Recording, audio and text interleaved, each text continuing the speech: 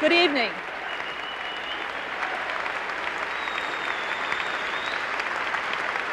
Good evening from the Municipal Auditorium in Kansas City. I am Dorothy Ridings, the President of the League of Women Voters, the sponsor of this final presidential debate of the 1984 campaign between Republican Ronald Reagan and Democrat Walter Mondale. Our panelists for tonight's debate on defense and foreign policy issues are Georgie Geyer, syndicated columnist for Universal Press Syndicate, Marvin Kalb, chief diplomatic correspondent for NBC News, Morton Kondracke, executive editor of the New Republic magazine, and Henry Truitt, diplomatic correspondent for the Baltimore Sun. Edwin Newman, formerly of NBC News and now a syndicated columnist for King Features, is our moderator. Ed. Dorothy Ridings, thank you. A brief word about our procedure tonight. The first question will go to Mr. Mondale. He'll have 2.5 minutes to reply. Then the panel member who put the question will ask a follow-up. The answer to that will be limited to 1 minute. After that, the same question will be put to President Reagan. Again, there will be a follow-up, and then each man will have 1 minute for rebuttal. The second question will go to President Reagan first. After that, the alternating will continue. At the end, there will be 4-minute summations with President Reagan going last. We have asked the questioners to be brief. Let's begin. Ms. Geyer, your question to Mr. Mondale. Mr. Mondale, two related questions on the crucial issue of Central America. You and the Democratic Party have said that the only policy toward the horrendous civil wars in Central America should be on the economic development and negotiations, with perhaps a quarantine of Marxist Nicaragua. Do you believe that these answers would in any way solve the bitter conflicts there? Do you really believe that there is no need to resort to force at all? Are not these solutions to Central Americans' gnawing problems simply, again, too weak and too late? I believe that the question oversimplifies the difficulties of what we must do in Central America. Our objectives ought to be to strengthen the democracies, to stop communist and other extremist influences, and stabilize the community in that area. To do that, we need a three-pronged attack. One is military assistance to our friends who are being pressured. Secondly, a strong and sophisticated economic aid program and human rights program that offers a better life and a sharper alternative to the alternative offered by the totalitarians who oppose us. And finally, a strong diplomatic effort that pursues the possibilities of peace in the area. That's one of the big disagreements that we have with the President, that they have not pursued the diplomatic opportunities, either within El Salvador or as between the countries, and have lost time during which we might have been able to achieve a peace. This brings up the whole question of what presidential leadership is all about. I think the lesson in Central America, this recent embarrassment in Nicaragua, where we are giving instructions for hired assassins, hiring criminals, and the rest, all of this has strengthened our opponents. A president must not only assure that we're tough, but we must also be wise and smart in the exercise of that power. We saw the same thing in Lebanon, where we spent a good deal of America's assets, but because the leadership of this government did not pursue wise policies, we have been humiliated and our opponents are stronger. The bottom line of national strength is that the president must be in command. He must lead. And when a president doesn't know that submarine missiles are recallable, says that 70% of our strategic forces are conventional, discovers 3 years into his administration that our arms control efforts have failed because he didn't know that most Soviet missiles were on land, these are things a president must know to command. A president is called the commander-in-chief. And he's called that because he's supposed to be in charge of the facts and run our government and strengthen our nation. Mr. Mondale, if I could broaden the question just a little bit. Since World War II, every conflict that we as Americans have been involved with has been in non-conventional or irregular terms, and yet we keep fighting in conventional or traditional military terms. The Central American wars are very much in the same pattern as China, as Lebanon, as Iran, as Cuba in the early days. Do you see any possibility that we are going to realize the change in warfare in our time or react to it in those terms? We absolutely must, which is why I responded to your first question the way I did. It's much more complex. You must understand the region. You must understand the politics of the area. You must provide a strong alternative, and you must show strength and all at the same time. That's why I object to the covert action in Nicaragua. That's a classic example of a strategy that's embarrassed us, strengthened our opposition, and undermined the moral authority of our people and our country in the region. Strength requires knowledge, command. We've seen in the Nicaraguan example a policy that has actually hurt us, strengthened our opposition, and undermined the moral authority of our country in that region. Mr. President, in the last few months, it has seemed more and more that your policies in Central America were beginning to work. Yet just at this moment, we are confronted with the extraordinary story of a CIA guerrilla manual for the anti-Sandinista Contras, whom we are backing, which advocates not only assassinations of Sandinistas, but the hiring of criminals to assassinate the guerrillas we are supporting in order to create martyrs. Is this not, in effect, our own state-supported terrorism? No, and I'm glad you asked that question because I know it's on many people's minds. I have ordered an investigation. I know that the CIA is already going forward with one. We have a gentleman down in Nicaragua who is on contract to the CIA advising supposedly on military tactics, the Contras. And he drew up this manual. It was turned over to the agency head of the CIA in Nicaragua to be printed. And a number of pages were excised by that agency head there, the man in charge. And he sent it on up here to CIA where more pages were excised before it was printed. But some way or other, there were 12 of the original copies that got out down there and were not submitted for this printing process by the CIA. Now, those are the details as we have them. And as soon as we have an investigation and find out where any blame lies for the few that did not get excised or changed, we certainly are going to do something about that. We'll take the proper action at the proper time. I was very interested to hear about Central America and our process down there, and I thought for a moment that instead of a debate, I was going to find Mr. Mondale in complete agreement with what we're doing, because the plan that he has outlined is the one we've been following for quite some time, including diplomatic processes throughout Central America and working closely with the Contadora group.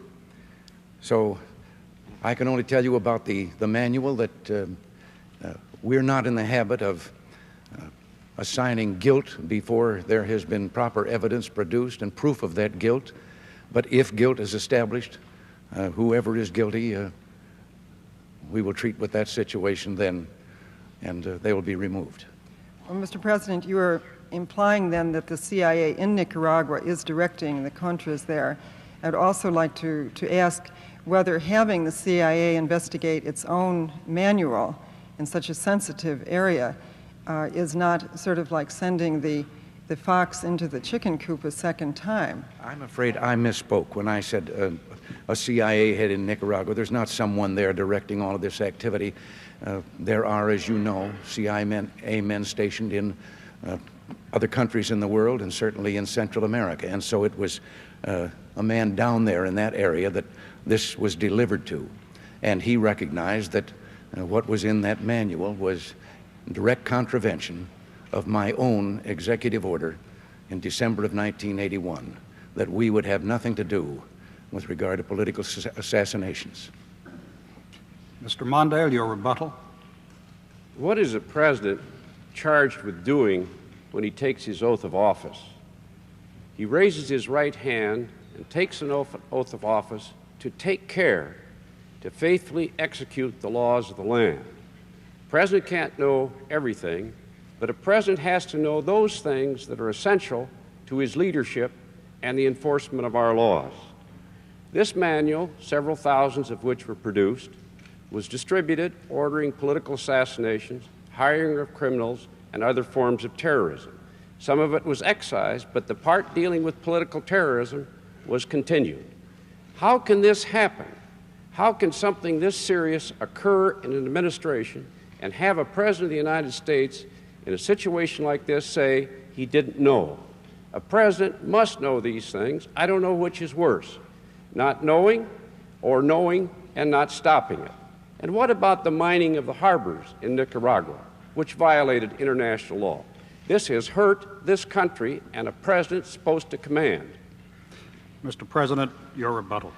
Yes, I have so many things there to respond to. I'm going to pick out something you said earlier. You've been all over the country repeating something that I will admit the press has also been repeating, that I believed that nuclear missiles could be fired and then called back. I never ever conceived of such a thing. I never said any such thing.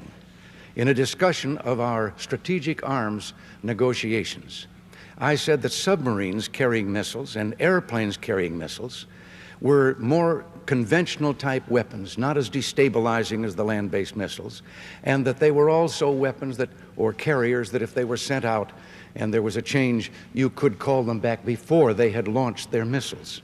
But I hope that from here on you will no longer be saying that particular thing, which is absolutely false. How anyone could think that any sane person would believe you could call back a nuclear missile, I think is as ridiculous as the whole concept has been. So thank you for giving me a chance to straighten the record. I'm sure that you'll appreciate that. Mr. Kalb, Mr. Kalb, your question to President Reagan. Mr. President, you have often described the Soviet Union as a powerful, evil empire intent on world domination, but this year you have said, and I quote, "If they want to keep their Mickey Mouse system, that's okay with me."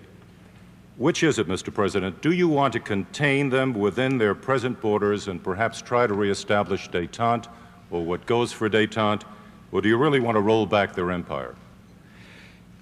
I have said on a number of occasions exactly what I believe about the Soviet Union.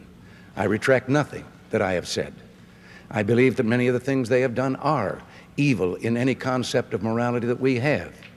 But I also recognize that as the two great superpowers in the world, we have to live with each other. And I told Mr. Gromyko, we don't like their system, they don't like ours. And we're not going to change their system, and they sure better not try to change ours.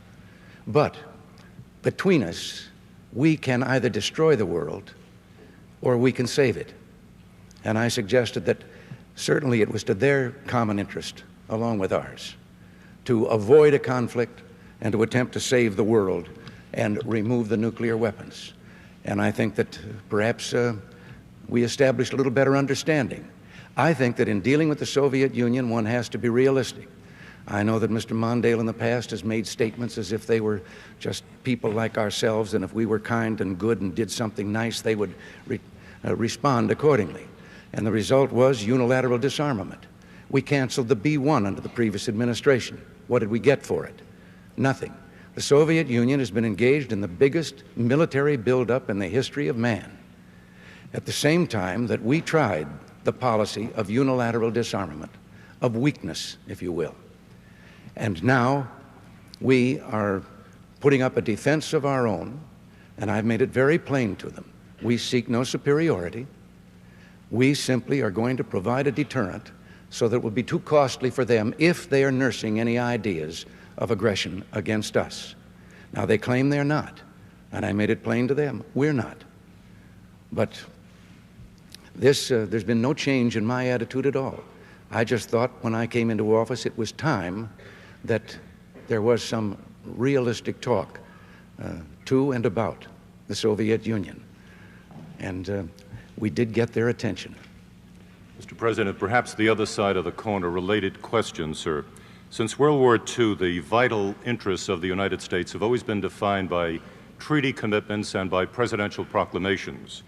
Aside from what is obvious, such as NATO, for example, which countries, which regions in the world do you regard as vital national interests of this country, meaning that you would send American troops to fight there if they were in danger?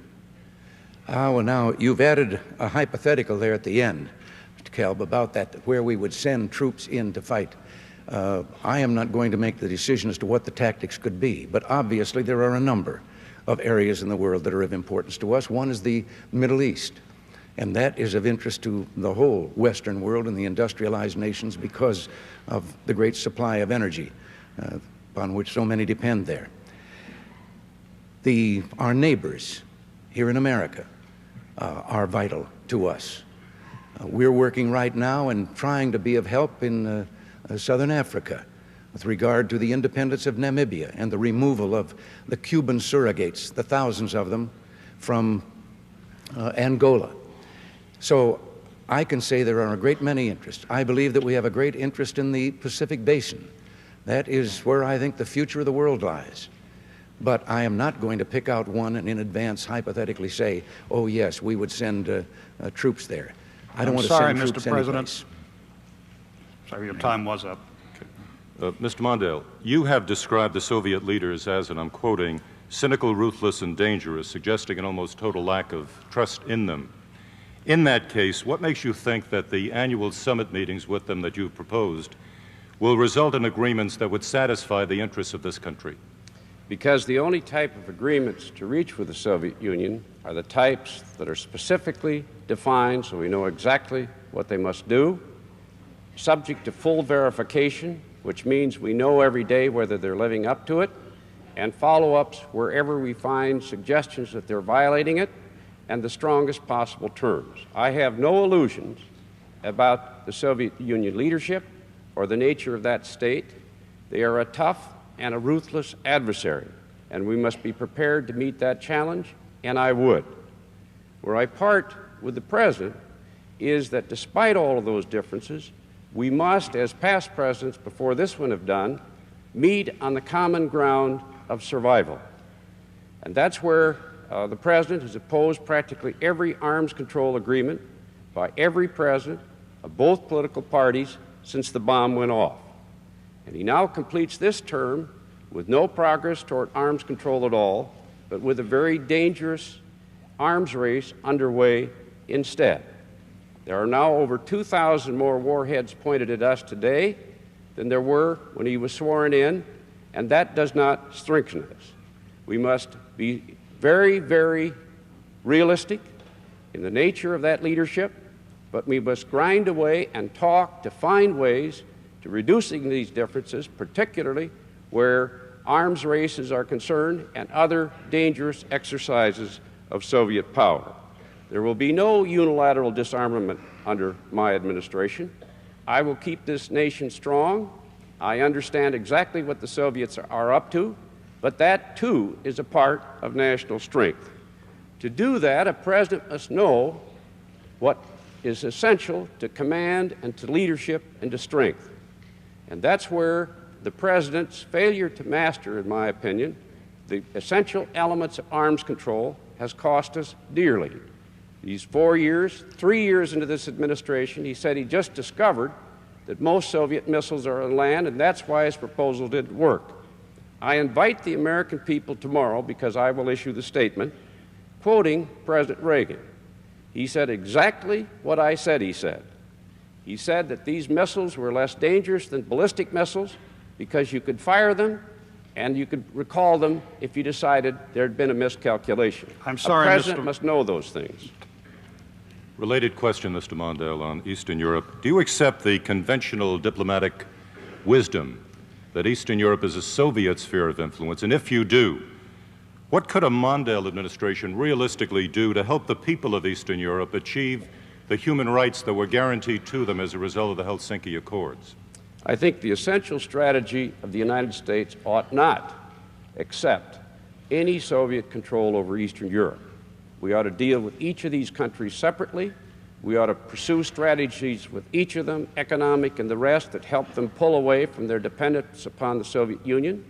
where the Soviet Union has acted irresponsibly, as they have in many of those countries, especially recently in Poland, I believe we ought to insist that Western credits extended to the Soviet Union bear the market rate, make the Soviets pay for their irresponsibility. That is a very important objective to make certain that we continue to look forward to progress toward greater independence by these nations and work with each of them separately. Mr. President, your rebuttal. Yes, I'm not going to continue trying to respond to these repetitions of the falsehoods that have already been stated here. But with regard to whether Mr. Mondale would be strong as he said he would be, I know that he has a commercial out where he is appearing on the deck of the Nimitz and watching the F-14s take off, and that's an image of strength. Except that if he had had his way when the Nimitz was being planned, he would have been deep in the water out there because there wouldn't have been any Nimitz to stand on. He was against it. He was against the F-14 fighter. He was against the M1 tank. He was against the B-1 bomber. He wanted to cut the salary of all of the military. He wanted to bring home half of the American forces in Europe. And he has a record of weakness with regard to our national defense that is second to none. Indeed, he was on that side virtually throughout all his years in the Senate, and he opposed even President Carter when, toward the end of his term, President Carter wanted to increase the defense budget. Mr. Mondale, your rebuttal. Mr. President, I accept your commitment to peace, but I want you to accept my commitment to a strong national defense. I have proposed a budget which would increase our nation's strength in real terms by double that of the Soviet Union. I'll tell you where we disagree. It is true, over 10 years ago, I voted to delay production of the F-14, and I'll tell you why. The plane wasn't flying the way it was supposed to be. It was a waste of money. Your definition of national strength is to throw money at the Defense Department.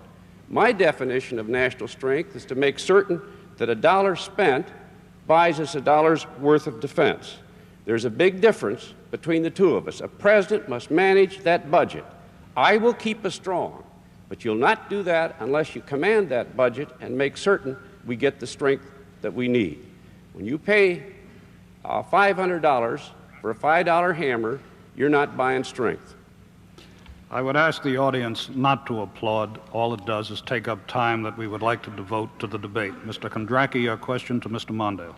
Mr. Mondale, in an address earlier this year, you said that before this country resorts to military force, and I'm quoting, American interests should be sharply defined, publicly supported, congressionally sanctioned, militarily feasible, internationally defensible, open to independent scrutiny, and alert to regional history. Now, aren't you setting up such a gauntlet of tests here that adversaries could easily suspect that as president you would never use force to protect American interests? No, as a matter of fact, I believe every one of those standards is essential to the exercise of power by this country. And we can see that in both Lebanon and in Central America. In Lebanon, this president exercised American power all right, but the management of it was such that our Marines were killed. We had to leave in humiliation. The Soviet Union became stronger. Terrorists became emboldened.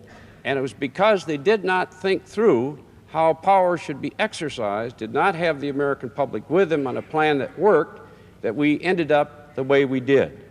Similarly, in Central America, what we're doing in Nicaragua with this covert war, which the Congress, including many Republicans, have tried to stop, is finally end up with a public definition of American power that hurts us, where we get associated with political assassins and the rest.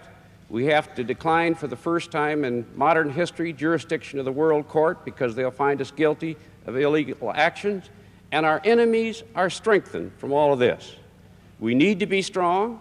We need to be prepared to use that strength, but we must understand that we are a democracy. We are a government by the people. And when we move, it should be for very severe and extreme reasons that serve our national interest and end up with a stronger country behind us. It is only in that way that we can persevere. You've been quoted as saying that you might quarantine Nicaragua. I'd like to know what that means. would you stop Soviet ships as President Kennedy did in 1962, and wouldn't that be more dangerous than President Reagan's covert war? What I'm referring to there is the mutual self-defense provisions that exist in the Inter-American Treaty, so-called Rio Pact, that permits the nations, our friends in that region, to combine to take steps, diplomatic and otherwise, to prevent Nicaragua, when she acts irresponsibly in asserting power in other parts outside of her border, to take those steps, whatever they might be, to stop it. The Nicaraguans must know that it is the policy of our government that that leadership must stay behind the boundaries of their nation, not interfere in other nations. And by working with all of the nations in the region, unlike the policies of this administration, and unlike the President said they have not supported negotiations in that region, we will be much stronger because we'll have the moral authority that goes with those efforts. President Reagan, you introduced U.S. forces into Lebanon as neutral peacekeepers, but then you made them combatants on the side of the Lebanese government. Eventually, you were forced to withdraw them under fire, and now Syria, a Soviet ally, is dominant in the country. Doesn't Lebanon represent a major failure on the part of your administration and raise serious questions about your capacity as a foreign policy strategist and as commander-in-chief? No, Morton, I don't agree to all of those things.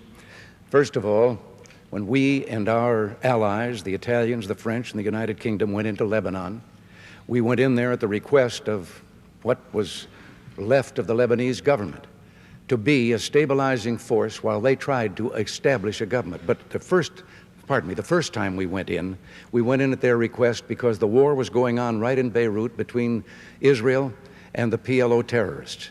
Israel could not be blamed for that. Those terrorists had been violating their northern border consistently, and Israel chased them all the way to there. Then we went in with a multinational force to help remove, and did remove, more than 13,000 of those terrorists from Lebanon. We departed, and then the government of Lebanon asked us back in as a stabilizing force while they established a government and sought to get the foreign forces all the way out of Lebanon, and that they could then take care of their own borders. And we were succeeding. We were there for the better part of a year. Our position happened to be at the airport. Oh, there were occasional snipings and sometimes some artillery fire. But we did not engage in conflict that was out of line with our mission. I will never send troops anywhere on a mission of that kind without telling them that if somebody shoots at them, they can darn well shoot back. And this is what we did. We never initiated any kind of action. We defended ourselves there. But we were succeeding to the point that the Lebanese government had been organized. If you will remember, there were the meetings in Geneva in which they began to meet with the hostile factional forces and try to put together some kind of a peace plan. We were succeeding, and that was why the terrorist acts began.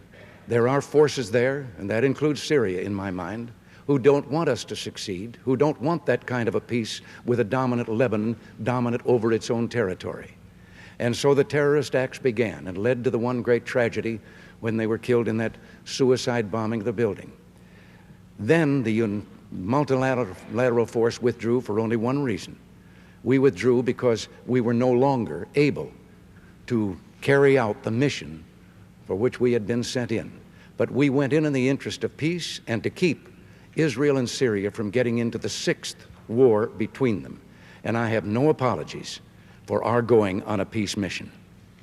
Mr. President, 4 years ago, you criticized President Carter for ignoring ample warnings that our diplomats in Iran might be taken hostage. Haven't you done exactly the same thing in Lebanon, not once, but 3 times, with 300 Americans not hostages but dead? And you vowed swift retaliation against terrorists, but doesn't our lack of response suggest that you're just bluffing? Morton, no. I think there's a great difference between the government of Iran threatening our diplomatic personnel, and there is a government that you can see and can put your hand on. In the terrorist situation, there are terrorist factions all over. In a recent 30-day period, 37 terrorist acts in 20 countries have been committed. The most recent has been the one in Brighton.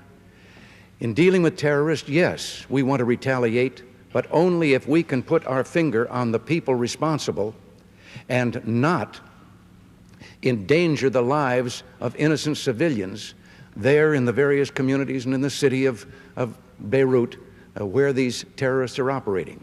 I have just signed legislation to add to our ability to deal, along with our allies, with this terrorist problem. And it's going to take all the nations together, just as when we banded together, we pretty much resolved the whole problem of skyjackings some time ago. Well, the red light went on. I could have gone on forever. Mr. Mondale, your rebuttal. Groucho Marx said, "Who do you believe, me or your own eyes?" And what we have in Lebanon is something that the American people have seen. The Joint Chiefs urged the President not to put our troops in that barracks because they were undefensible. They went to him 5 days before they were killed and said, "Please take them out of there." The Secretary of State admitted that this morning. He did not do so. The report following the explosion of the barracks disclosed that we had not taken any of the steps that we should have taken. That was the second time. Then the embassy was blown up a few weeks ago, and once again, none of the steps that should have been taken were taken, and we were warned 5 days before that explosives were on their way, and they weren't taken. The terrorists have won each time. The President told the terrorists he was going to retaliate. He didn't. They called their bluff. And the bottom line is that the United States left in humiliation, and our enemies are stronger. Mr. President, your rebuttal. Yes. First of all, Mr. Mondale should know that the President of the United States did not order the Marines into that barracks. That was a command decision made by the commanders on the spot and based with what they thought was best for the men there. That is one. And the other things that you've just said about the terrorists, I'm tempted to ask you what you would do. These are unidentified people, and after the bomb goes off, they're blown to bits because they are suicidal individuals who think that they're going to go to paradise if they perpetrate such an act and lose their life in doing it. We are going to, as I say, we're busy trying to find the centers where these operations stem from, and retaliation will be taken. But we are not going to simply kill some people to say, "Oh, look, we got even."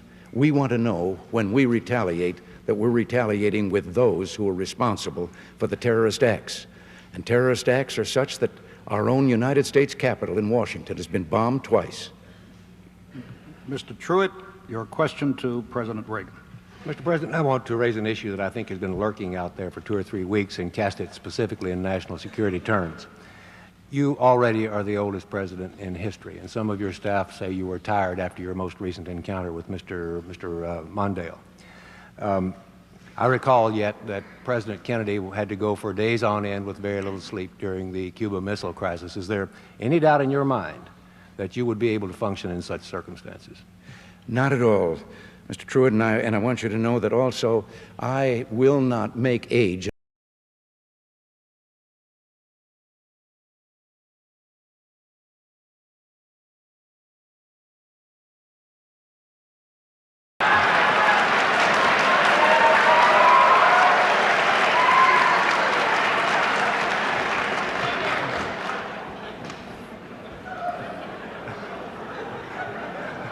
If I still have time, I might add, Mr. Truitt, I might add that it was Seneca or it was Cicero, I don't know which, that said, if it was not for the elders correcting the mistakes of the young, there would be no state. Mr. President, I'd like to head for the fence and try to catch that one before it goes over, but I'll go on to another question.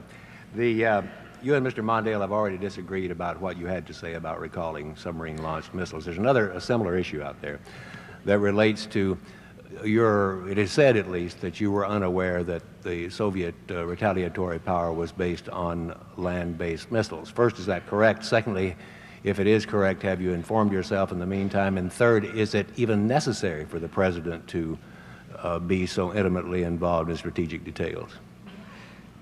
Yes, this had to do with our disarmament talks.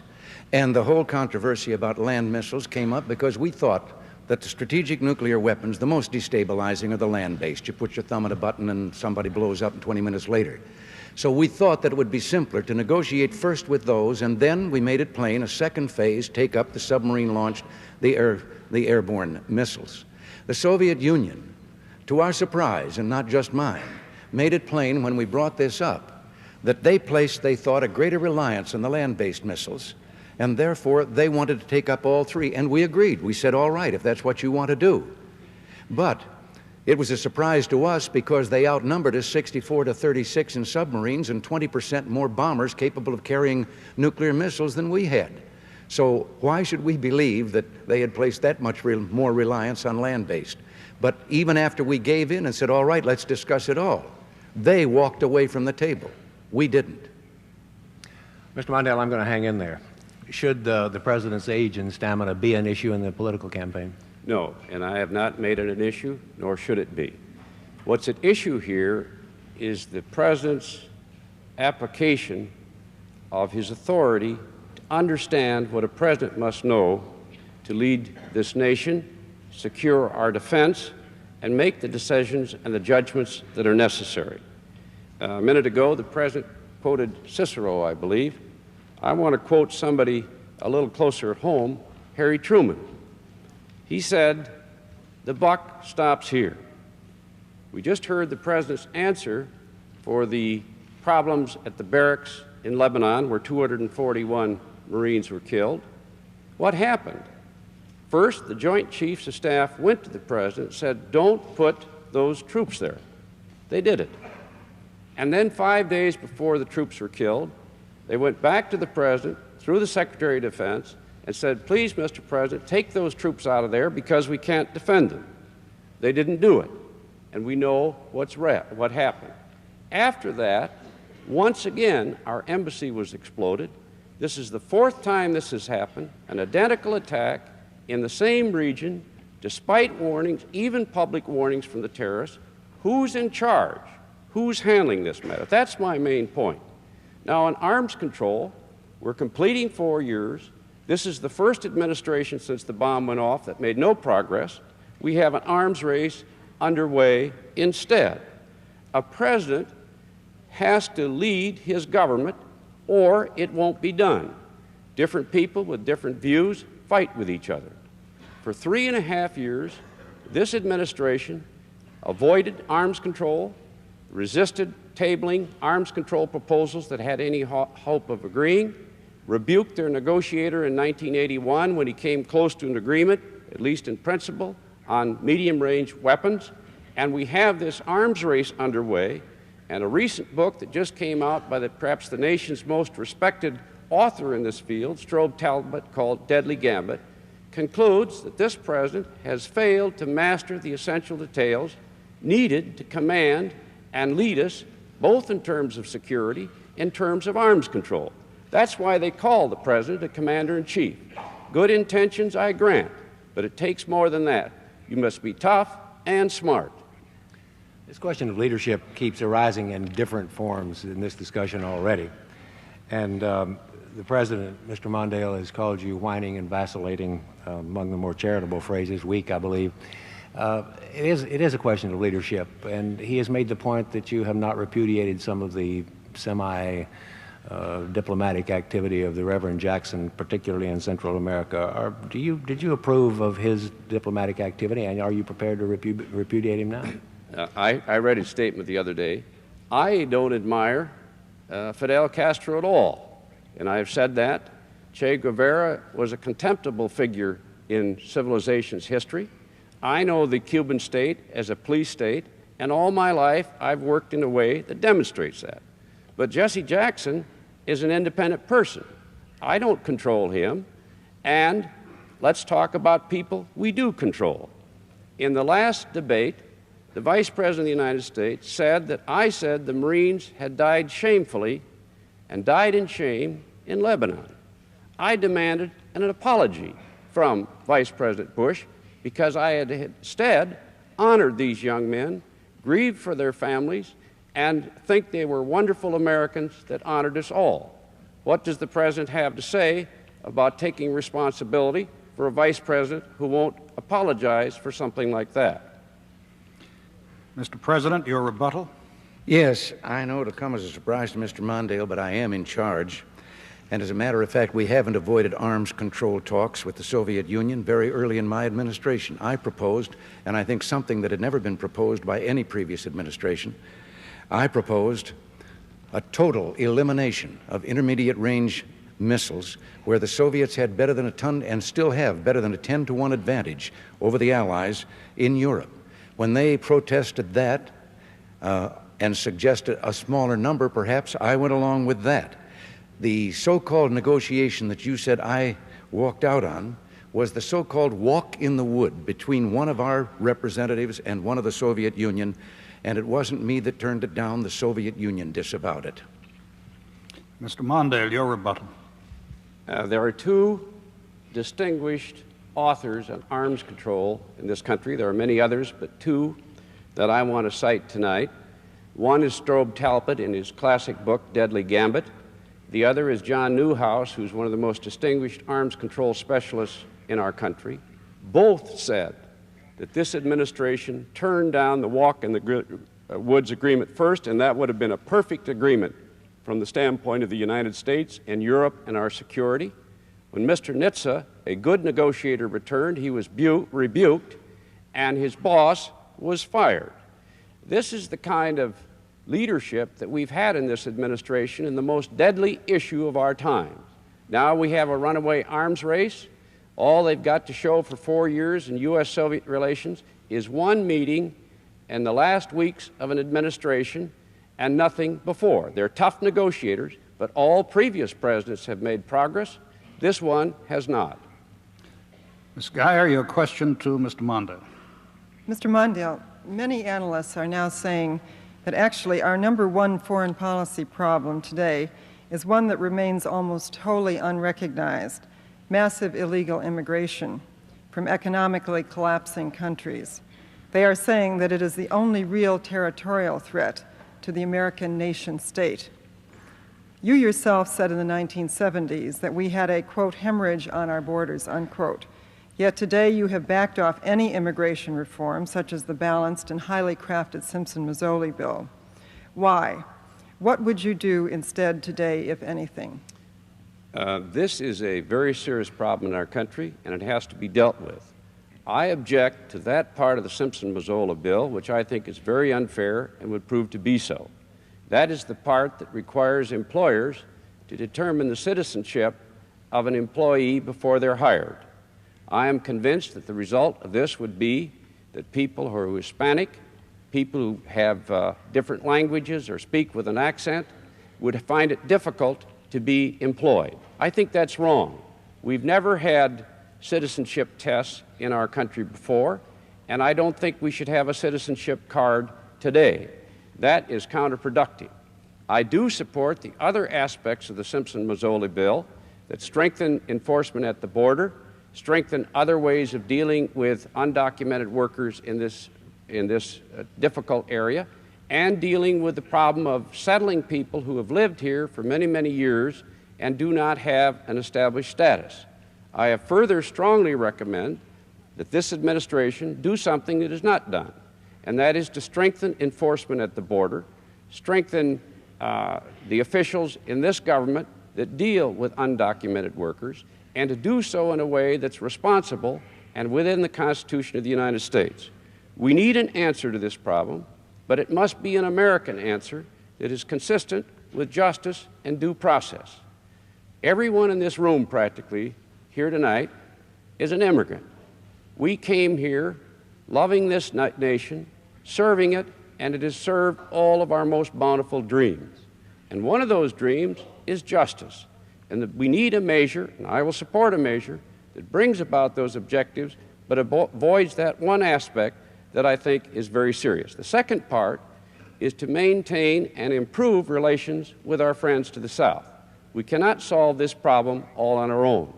And that's why the failure of this administration to deal in an effective and good faith way with Mexico, with Costa Rica, with the other nations, in trying to find a peaceful settlement to the dispute in Central America has undermined our capacity to effectively to deal diplomatically in this area as well. Sir, people as well-balanced and just as Father Theodore Hesburgh at Notre Dame, who headed the Select Commission on Immigration, have pointed out repeatedly that there will be no immigration reform without employer sanctions because it would be an unbalanced bill and there would be simply no way to reinforce it. However, putting that aside for the moment, your critics have also said repeatedly that you have not gone along with the bill or with any immigration reform because of the Hispanic groups or Hispanic leadership groups who actually do not represent what the Hispanic Americans want, because polls show that they overwhelmingly want some kind of immigration reform. Can you say, or how can you justify your position on this, and how do you respond to the criticism that this is another, or that this is an example of your flip-flopping and giving in to special interest groups at the expense of the American nation? I think you're right that the polls show that the majority of Hispanics want that bill. So I'm not doing it for political reasons.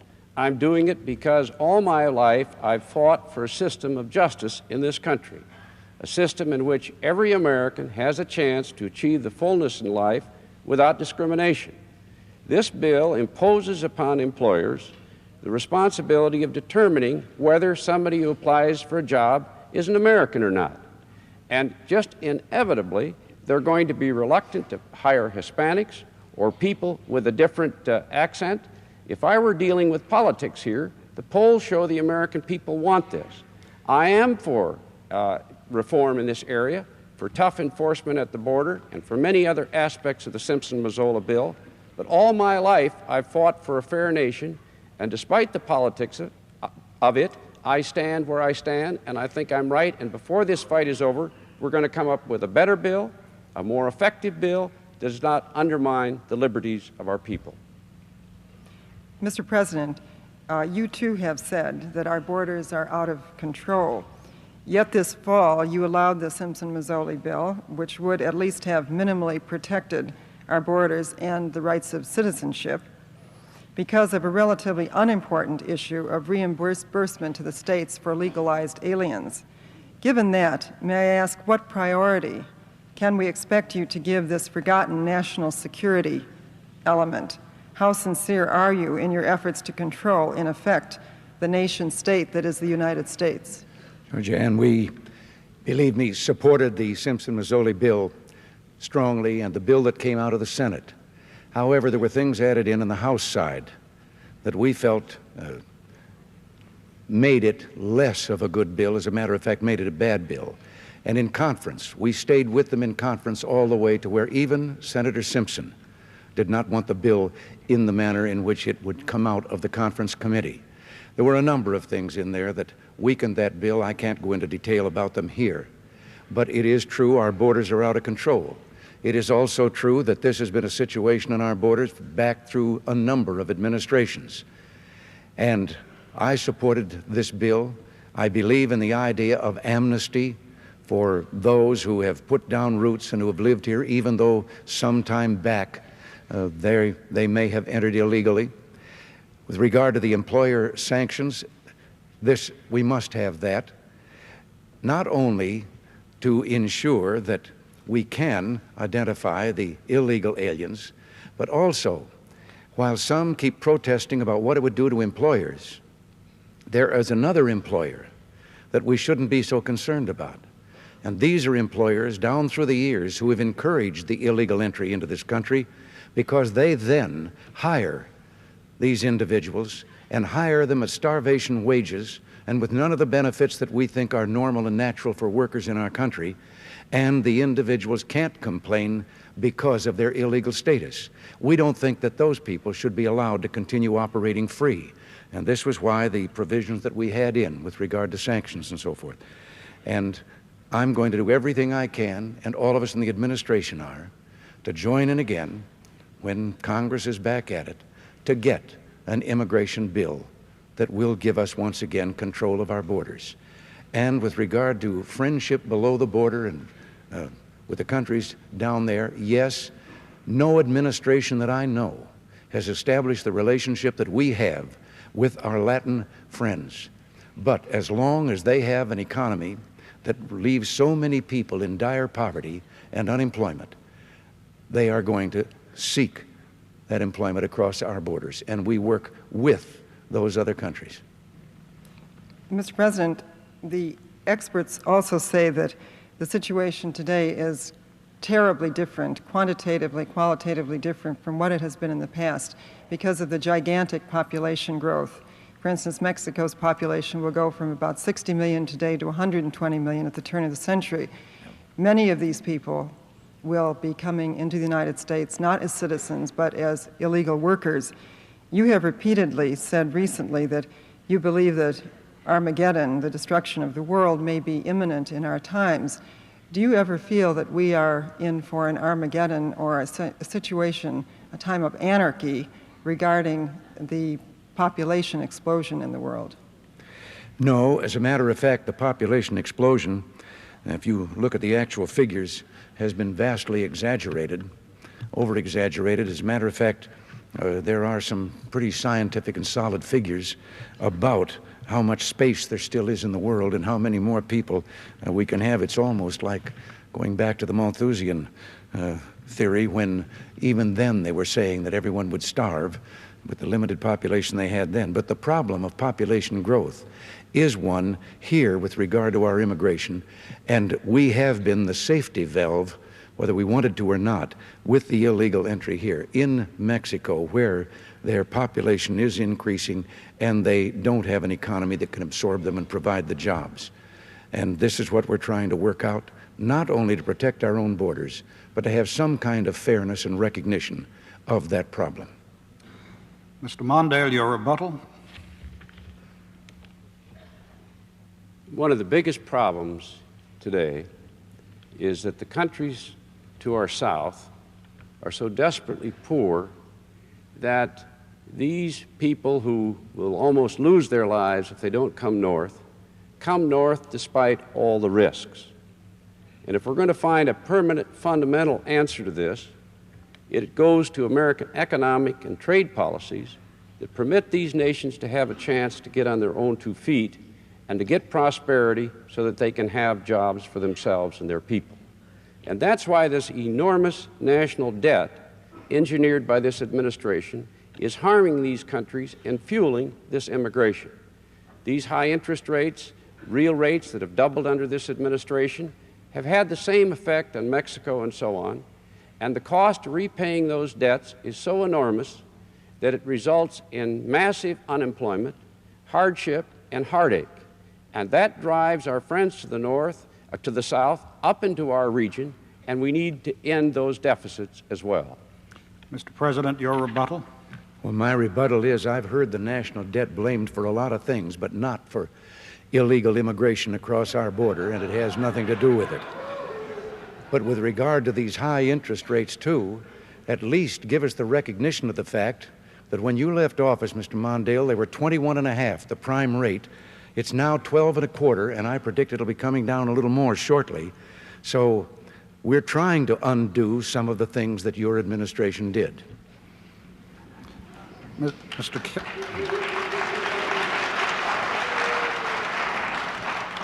No applause, please. Mr. Kalb, you have a question to President Reagan. Mr. President, I'd like to pick up this Armageddon theme. You've been quoted as saying that you do believe deep down that we are heading for some kind of biblical Armageddon. Your Pentagon and your Secretary of Defense have plans for the United States to fight and prevail in a nuclear war. Do you feel that we are now heading perhaps for some kind of nuclear Armageddon? And do you feel that this country and the world could survive that kind of calamity? Mr. Kalb, I think what has been hailed as something I'm supposedly as president discussing as principle is the result of just some philosophical discussions with people who interested in the same things, and that is the prophecies down through the years, the biblical prophecies of what would portend the coming of Armageddon and so forth, and the fact that a number of theologians for the last decade or more have believed that this was true, that the prophecies are coming together that portend that. But no one knows whether Armageddon, those prophecies mean that Armageddon is 1,000 years away or day after tomorrow. So I have never seriously warned and said we must plan according to Armageddon. Now, with regard to having to say whether we would try to survive in the event of a nuclear war, of course we would. But let me also point out that to several parliaments around the world, in Europe and in Asia, I have made a statement to each one of them, and I'll repeat it here. A nuclear war cannot be won and must never be fought. And that is why we are maintaining a deterrent and trying to achieve a deterrent capacity to where no one would believe that they could start such a war and escape with limited damage. But the deterrent, and that's what it is for, is also what led me to propose what is now being called the Star Wars concept, but propose that we research to see if there isn't a defensive weapon that could defend against incoming missiles. And if such a defense could be found, wouldn't it be far more humanitarian to say that now we can defend against a nuclear war by destroying missiles instead of slaughtering millions of people? Mr. President, when you made that proposal, the so-called Star Wars proposal, you said, if I'm not mistaken, that you would share this very super sophisticated technology with the Soviet Union. After all of the distrust over the years, sir, that you have expressed towards the Soviet Union, do you really expect anyone to take seriously that offer that you would share the best of America's technology in this weapons area with our principal adversary? Why not?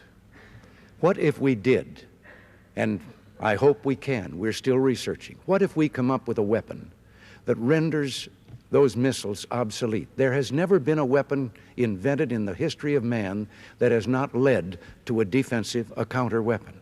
But suppose we came up with that. Now, some people have said, that would make it war imminent because they would think that we could launch a first strike because we could defend against the enemy. But why not do what I have offered to do and ask the Soviet Union to do? Say, look, here's what we can do. We'll even give it to you. Now, will you sit down with us and once and for all get rid, all of us, of these nuclear weapons and free mankind from that threat? I think that would be the greatest use of a defensive weapon.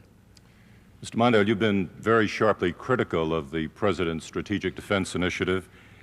And yet, what is wrong with a major effort by this country to try to use its best technology to knock out as many incoming nuclear warheads as possible? First of all, let me sharply disagree with the President on sharing the most advanced, the most dangerous, the most important technology in America with the Soviet Union.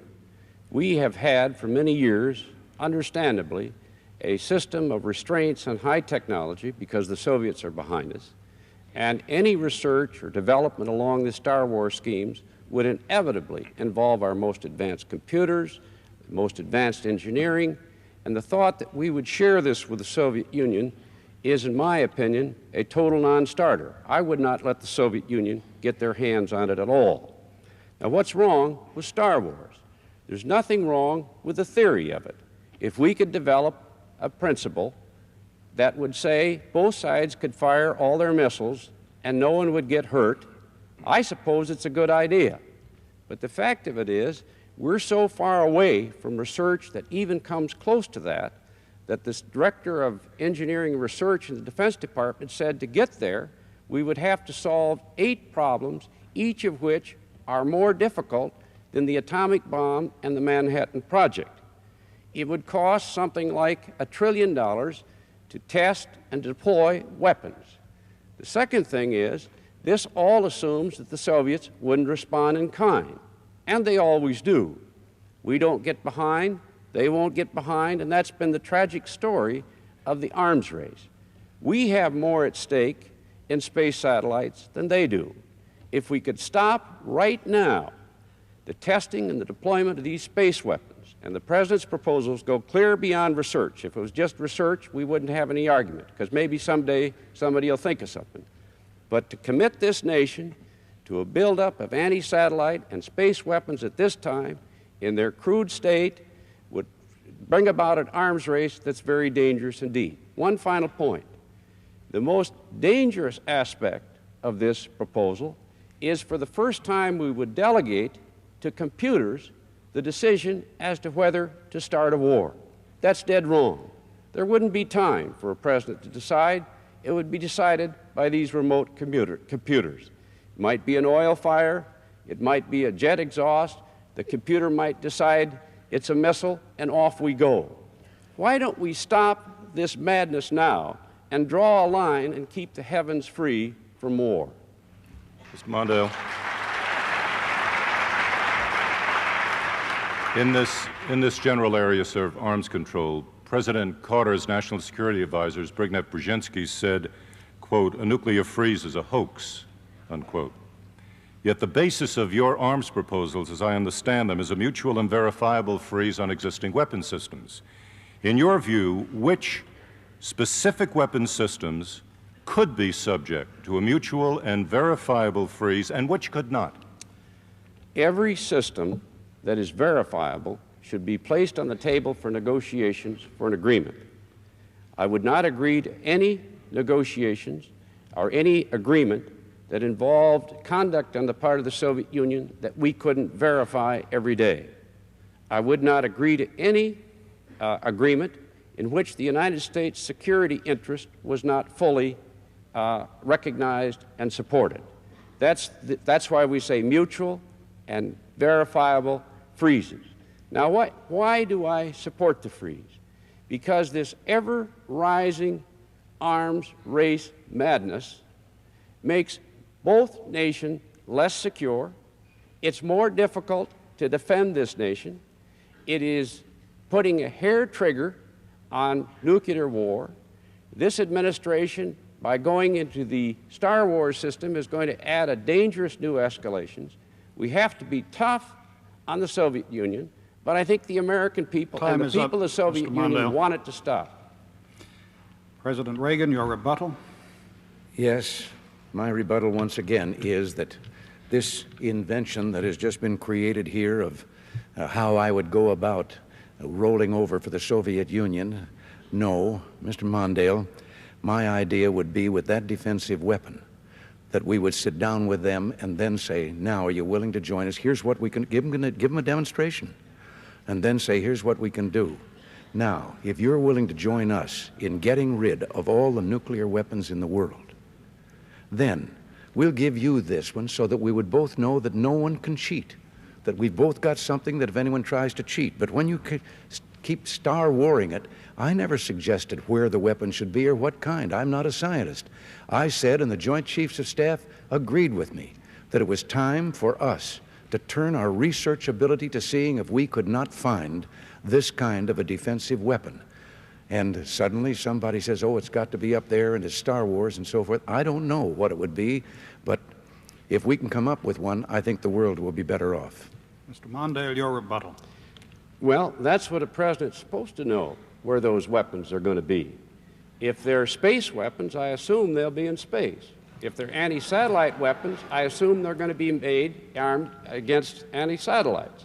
Now, this is the most dangerous technology that we possess. The Soviets try to spy on us, steal this stuff, and to give them technology of this kind, I disagree with. You haven't just accepted research, Mr. President. You've set up a strategic defense initiative, an agency. You're beginning to test. You're talking about deploying. You're asking for a budget of some $30 billion for this purpose. This is an arms escalation, and we will be better off, far better off, if we stop right now, because we have more to lose in space than they do. If someday somebody comes along with an answer, that's something else, but that there would be an answer in our lifetime is unimaginable. Why do we start things that we know the Soviets will match and make us all less secure? That's what a president's for. Mr. Kondracke, your question to Mr. Mondale. Mr. Mondale, you say that with respect to the Soviet Union, you want to negotiate a mutual nuclear freeze, yet you would unilaterally give up the MX missile and the B-1 bomber before the talks have even begun, And you have announced in advance that reaching an agreement with the Soviets is the most important thing in the world to you. Now, aren't you giving away half the store before you even sit down to talk? No, as a matter of fact, we have a vast range of technology and weaponry right now that provides all the bargaining chips that we need. And I support the air-launched cruise missile, the ground-launched cruise missile, the Pershing missile, the Trident submarine, the D-5 submarine, the stealth technology, the midget man. We have a whole range of technology. Why I disagree with the MX is that it's a sitting duck. It'll draw an attack. It puts a hair trigger, and it is a dangerous destabilizing weapon. And the B-1 is similarly to be opposed, because for 15 years the Soviet Union has been preparing to meet the B-1. The Secretary of Defense himself said it would be a suicide mission if it were built. Instead, I want to build the midget man, which is mobile and thus less vulnerable, contributing to stability, and a weapon that will give us security and contribute to an incentive for arms control. That's why I'm for stealth technology, to build a stealth bomber, which I've supported for years, that can penetrate the Soviet air defense system without any hope that they can perceive where it is because their radar system is frustrated. In other words, a president has to make choices. This makes us stronger. The final point is that we can use this money that we save on these weapons to spend on things that we really need. Our conventional strength in Europe is under strength. We need to strengthen that in order to assure our Western allies of our presence there, a strong defense, but also to diminish and reduce the likelihood of a commencement of a war and the use of nuclear weapons. It's in this way, by making wise choices, that we're stronger, we enhance the chances of arms control. Every president until this one has been able to do it, and this nation, or the world, is more dangerous as a result. I want to follow up on Mr. Kalb's question.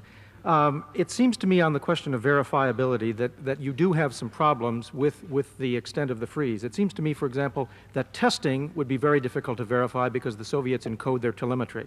Research would be impossible to verify. Numbers of warheads would be impossible to verify by satellite except with on-site inspection. And production of any weapon would be impossible to verify. Now, in view of that, what is going to be frozen? I will not agree to any arms control agreement, including a freeze, that's not verifiable. Let's take your warhead principle. The warhead principle, they've been counting rules for years. Whenever a weapon is tested, we count the number of warheads on it, and whenever that warhead is used, we count that number of warheads, whether they have that number or less on it or not. These are standard rules. I will not agree to any production restrictions or agreements unless we have the ability to verify those agreements. I don't trust the Russians. I believe that every agreement we reach must be verifiable, and I will not agree to anything that we cannot tell every day. In other words, we've got to be tough, but in order to stop this arms madness, we've got to push ahead with tough negotiations that are verifiable so that we know the Soviets are agreeing and living up to their agreement. Mr. President, I want to ask you a question about negotiating with friends. You severely criticized President Carter for helping to undermine two friendly dictators who got into trouble with their own people, the Shah of Iran and President Somoza of Nicaragua. Now there are other such leaders heading for trouble, including President Pinochet of Chile and President Marcos of the Philippines. What should you do and what can you do to prevent the Philippines from becoming another Nicaragua? Morton, I did criticize the president because of our undercutting of what was a stalwart ally, the Shah of Iran. And I am not at all convinced that he was that far out of line with his people or that they wanted that to happen. The Shah had done our bidding and carried our load in the Middle East for quite some time. And I did think that it was a blot on our record that we let him down. Have things gotten better? The Shah, whatever he might have done, was building low-cost housing, had taken land away from the mullahs and was distributing it to the peasants so they could be landowners, things of that kind. But we turned it over to a maniacal fanatic who has slaughtered thousands and thousands of people, calling it executions. The matter of Somoza, no, I never defended Somoza. And as a matter of fact, the previous administration stood by, and so did I. Not that I could have done anything in my position at that time, but for this revolution to take place. And the promise of the revolution was democracy, human rights, free labor unions, free press. And then, just as Castro had done in Cuba, the Sandinistas ousted the other parties to the revolution. Many of them are now the Contras. They exiled some, they jailed some, they murdered some. And they installed a Marxist-Leninist totalitarian government. And what I have to say about this is many times, and this has to do with the Philippines also, I know there are things there in the Philippines that do not look good to us from the standpoint right now of democratic rights. But what is the alternative? It is a large communist movement to take over the Philippines. They have been our friend for since their inception as a nation. And I think that we've had enough of a record of letting, under the guise of revolution, someone that we thought was a little more right than we would be, letting that person go and then winding up with totalitarianism, pure and simple, as the alternative. And I think that we're better off, for example, with the Philippines, of trying to retain our friendship and help them right the wrongs we see, rather than throwing them to the wolves and then facing a communist power in the Pacific. Mr. President, since the United States has two strategically important bases in the Philippines, would the overthrow of President Marcos constitute a threat to vital American interests? And if so, what would you do about it?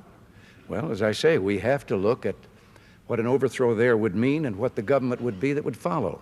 And there is every evidence, every indication that that government would be hostile to the United States. And that would be a severe blow to our abilities there in the Pacific. And what would you do about it? Sorry, you've asked the follow-up question. Mr. Mondale, your rebuttal. Perhaps in no area do we disagree more than this administration's policies on human rights. I went to the Philippines as vice president, pressed for human rights, called for the release of Aquino, and made progress that had been stalled on both the Subic and the Clark airfield bases. What explains this administration cozying up to the Argentine dictators after they took over? Fortunately, a democracy took over, but this nation was embarrassed by this current administration's adoption of their policies. What happens in South Africa, where, for example, the Nobel Prize winner 2 days ago said, this administration is seen as working with the oppressive government of that region of South Africa. That hurts this nation. We need to stand for human rights. We need to make it clear we're for human liberty. National security and human rights must go together, but this administration, time and time again, has lost its way in this field. President Reagan, your rebuttal. Well, the invasion of Afghanistan didn't take place on our watch. I have described what has happened in Iran, and we weren't here then either. I don't think that our record of human rights can be assailed.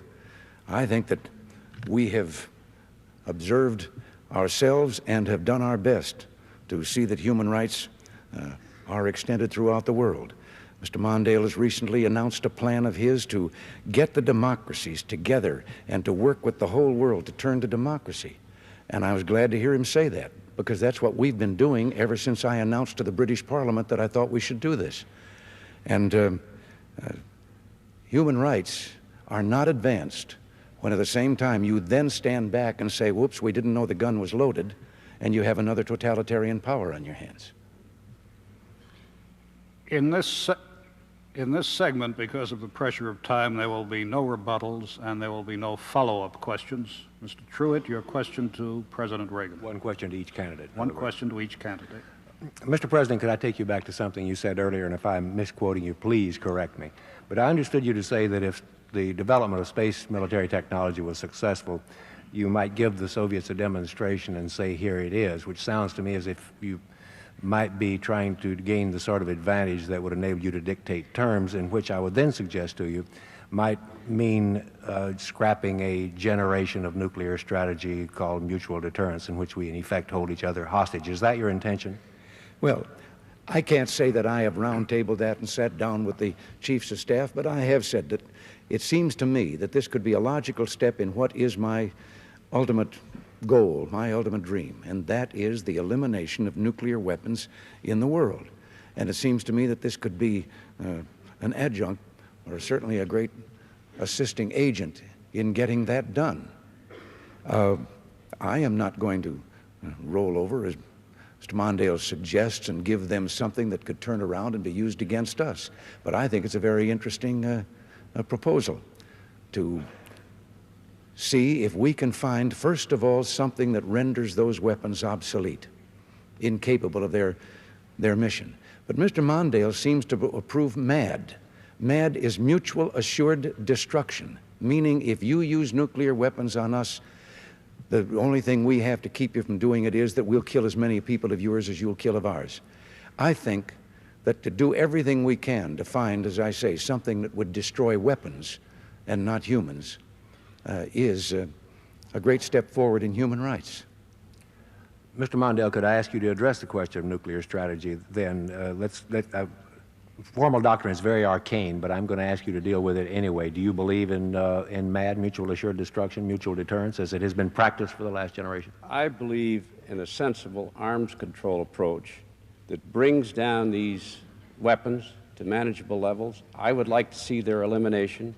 And in the meantime, we have to be strong enough to make certain that the Soviet Union never tempts us. Now here we have to decide between generalized objectives and reality. The President says he wants to eliminate or reduce the number of nuclear weapons. But in fact, these last 4 years have seen more weapons built, a wider and more vigorous arms race than in human history.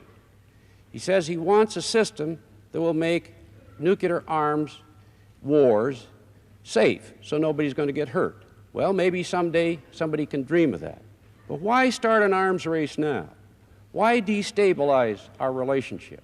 Why threaten our space satellites upon which we defend? Why pursue a strategy that would delegate to computers the question of starting a war? A president, to defend this country and to get arms control, must master what's going on. I accept his objective and his dreams, we all do. But the hard reality is that we must know what we're doing and pursue those objectives that are possible in our time. He's opposed every effort of every president to do so, and the 4 years of his administration, he's failed to do so. And if you want a tough president who uses that strength to get arms control and draws the line in the heavens, vote for Walter Mondale. Please, I must again ask the audience not to applaud, not to cheer, not to demonstrate its feelings in any way.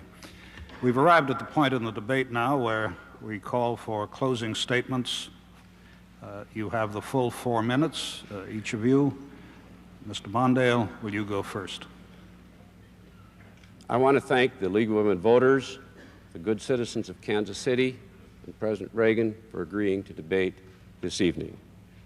This evening we talked about national strength. I believe we need to be strong, and I will keep us strong. But I think strength must also require wisdom and smarts in its exercise.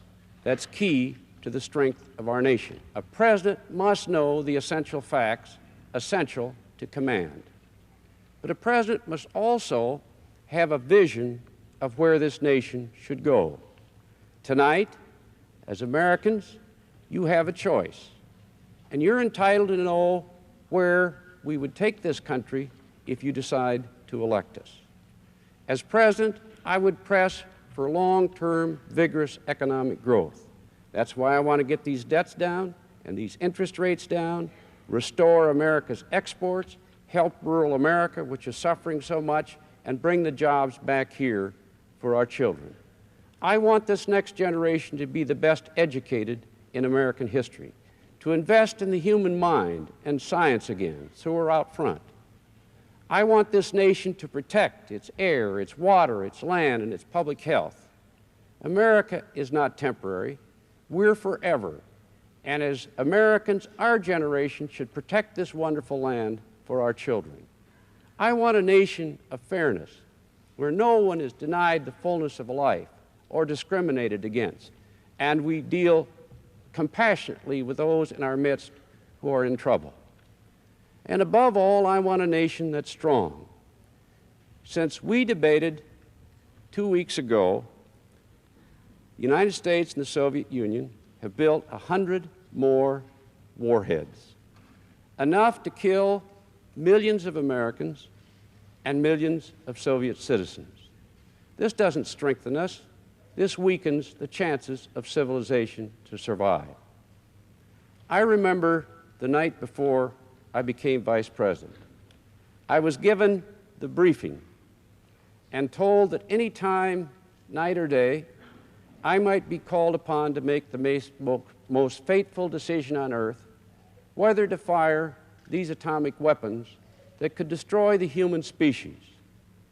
That lesson tells us two things. One, pick a president that you know will know, if that tragic moment ever comes, what he must know, because there'll be no time for staffing, committees, or advisors. A president must know right then. But above all, pick a president who will fight to avoid the day when that god-awful decision ever needs to be made. And that's why this election is so terribly important. America and Americans decide not just what's happening in this country. We are the strongest and most powerful free society on earth. When you make that judgment, you are deciding not only the future of our nation, in a very profound respect, you're deciding the future of the world. We need to move on. It's time for America to find new leadership. Please join me in this cause to move confidently and with a sense of assurance and command to build the blessed future of our nation.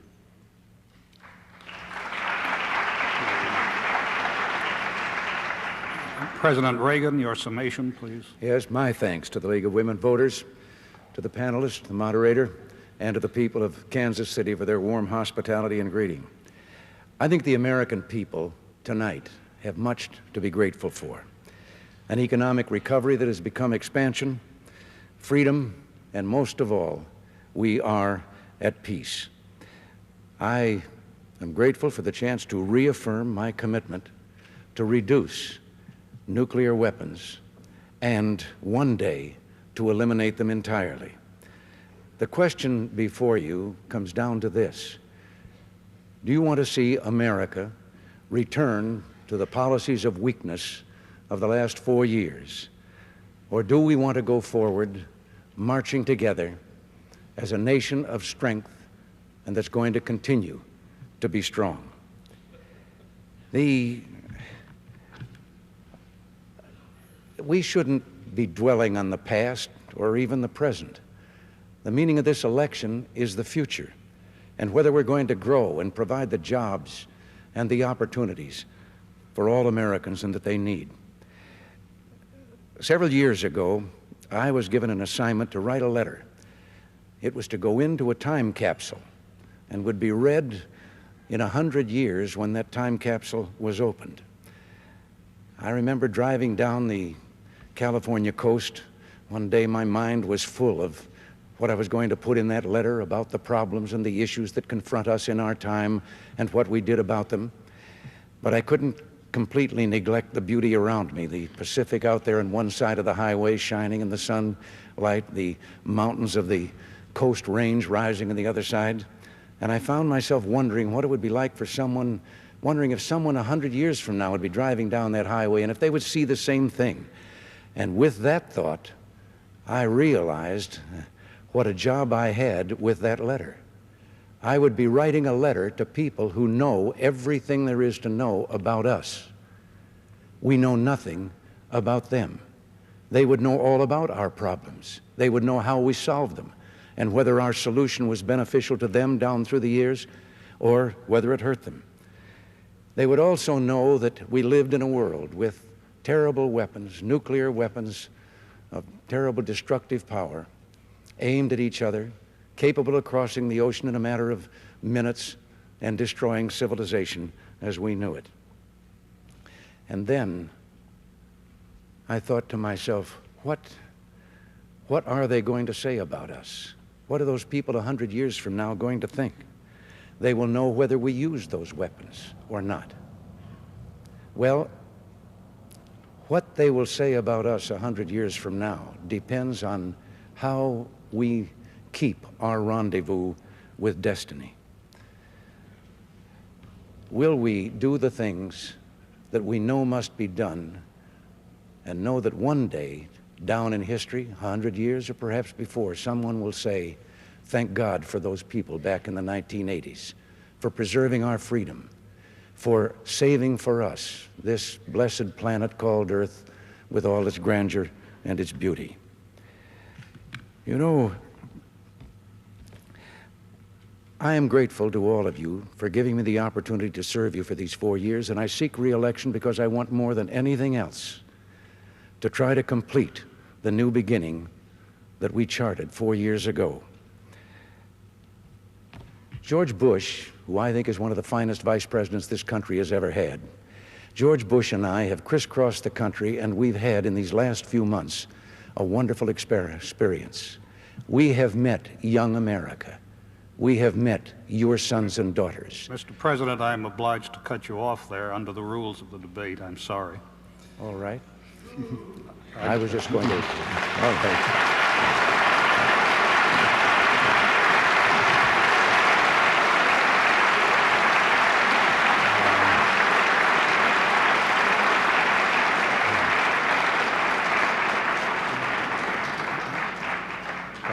Perhaps I should point out that the rules under which I did that were agreed upon by the two campaigns with the League, as you know, sir. Thank you, Mr. President. Thank you, Mr. Mondale. Our thanks also to the panel. Finally, to our audience, we thank you, and the League of Women Voters asks me to say to you, don't forget to vote on November 6th.